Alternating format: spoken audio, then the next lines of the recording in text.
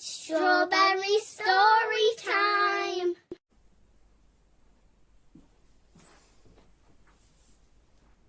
Oh, hello, little berries. Welcome back to Strawberry Story Time. I forgot you guys were coming today. I was just about to have a nice little cup of tea and a biscuit. Oh, but that does bring me nicely to our next story. It's called Mr. Richard T. It's written and illustrated by Rachel Pegler. This is the first in the Biscuit series. Now, Mr. Richard T doesn't sound like he's a very nice biscuit to me. Let's go and find out. Mr. Richard Edwin Cuthbert T was an extraordinarily posh sort of fellow. Cousin once removed to the twice-borrowed mother of the 5th Earl of the second cousin of the great King T, who ruled the land of Biscuit, from 1842 to 1906. Unfortunately, the knowledge of his somewhat complicated ancestry had left Richard a little too grand for the likes of anyone else. I am afraid he had to make up his own rules in life due to having very little guidance, rules which were mostly not acceptable to anyone else in the 20th century. This was one of the main reasons that Richard lived alone.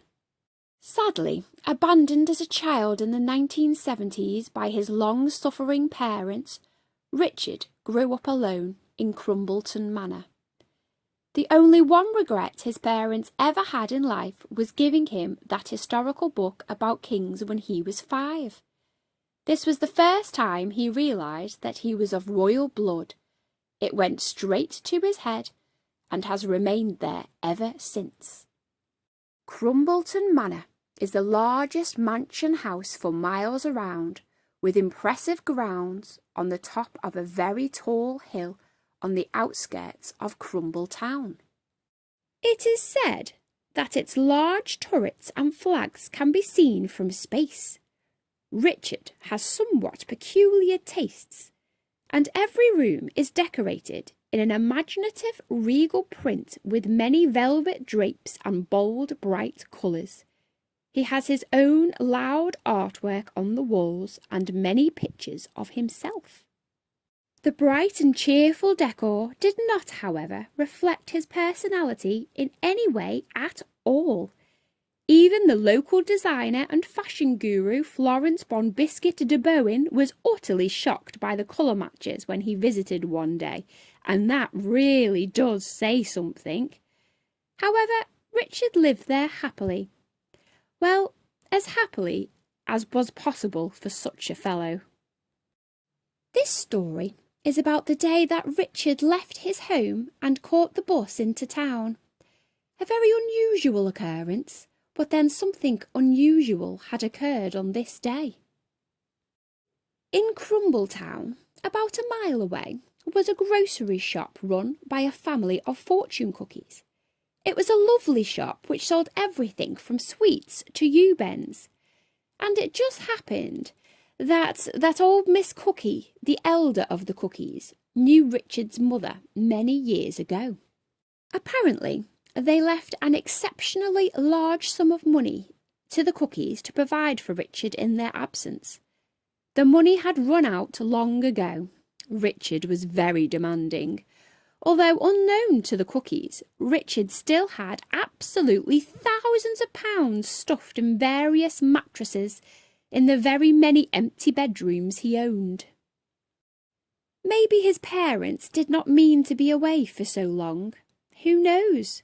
But old Miss Cookie somehow still felt responsible for him, and she took it upon herself to be a caring guardian from afar. This said, she carried a very heavy box of food and supplies to his home every single Monday, and had done for the past 40-odd years. She walked with a pull-along trailer and her stick, through the lanes, over the meadows, and up the very large hill to his home. As the years went on, Mrs. Cookie, the elder, grew older and older and older. In fact, come to think about it, she had always been quite old since time began. Richard, being Richard though, was quite selfish and believed it was his God-given right to have this personal service. From an early age he did not fully appreciate Mrs. Cookie, not one little bit. She had a tailor visit his house every 6 months to deliver suits and cravats. She organised a gardener to prune the roses and cut the lawns. She even arranged for a housemaid to clean the manor overnight on a daily basis. She also prepares his breakfast and neatly lays out his suits in the dressing room before leaving at 5 a.m. so as not to be there when he wakes. Of course, there was no communication at all between Richard and these people, and that was exactly how he liked it. Every Friday they would visit his home for their wages, and he would just throw wads of cash at them as if they were his servants. He was far too good for the likes of them. Upon this particular Monday in question, Mrs. Cookie had not arrived. Richard was fuming as he looked out of the window, starving. He tried shouting down the magic telephone which had always brought him everything he wanted. But there was no answer. He sat in his leather armchair, fiddling with his moustache for a good few hours. After he could twiddle no more and had looked at his pocket watch several 100 times, he let out a very large huff. By 3 p.m. he was so furious he left the grand house, stomped down the road and stood at the bus stop. Waving his stick frantically in the air, the bus stopped and Richard waltzed on. Before sitting down, he carefully lay a white silk handkerchief upon the seat to protect his posh bottom. Richard's tummy rumbled all the way into town, which did not make him a happy biscuit. His mood by the time they arrived was one which can only be described as hangry. Off he got at the bus stop in town without saying as much as a thank you to the driver. He barged past 2 old ladies waiting to get on, sending one of them spinning around her shopping trolley at a very fast speed. The other flew backwards in a very unfortunate manner and landed upon her old lady biscuit bottom with a thud. You would wonder if his large, polished wooden cane with a brass ends was a walking aid or indeed just a weapon for things which got in his way. Having never seen him limp, I would guess the latter. Richard then stomped across the road, forcing several cars to stop. His mood had not improved, and his presence engulfed the street. Getting madder by the minute, he stormed into the fortune cookies store, unfortunately for them, I may add. "Where is your old missus?" he shouted to the surprise of everyone within a 10-mile radius. "For she has not delivered my luncheons for this week, and it has gone 3 o'clock. His face had now turned very red, and he cared not for the feelings of this very small cookie who sat before him on a very tall chair behind the counter. Ruth, one of the youngest fortune cookies, was the unlucky trainee who was working on this busy Monday afternoon. She was very shocked to see this posh, shouty man bellowing down at her, for he had never been in the shop before. Then she suddenly realised who he was. This was the strange, shouty, posh Biscuit from Crumbleton Manor. He had been the talk of the cookies' dinner table for many years. Sorry, Mr. T," she squeaked. "Grandma's not very well today. She has a very bad back." Suddenly, steam blew out of his ears and he stomped his posh foot. "Back, whack, crockety crock!" he roared, his face turning even redder. "Why, in heaven's name, did she not send someone else with my hamper?" He banged his stick on the table. "Do you No, one has not eaten since 6 a.m., when one had an extremely small breakfast. And I didn't even like that, he muttered. Ruth, although small and normally very quiet and placid, started feeling very angry inside. A fire began burning deep inside her as she suddenly rocketed into the air like some kind of crazy firework. Grandma is 194 years old, she screamed. Mr. T, I do not think she will be able to do this service for you much longer. She paused as a bit of calm regained over her. Last week, she said, slowly and calmly, a gigantic tin of beans fell out of your box. She chased it all the way down Crumble Hill, slipped over on a worm and jolly well hurt her back. And do you know what? She shouted, feeling angry again.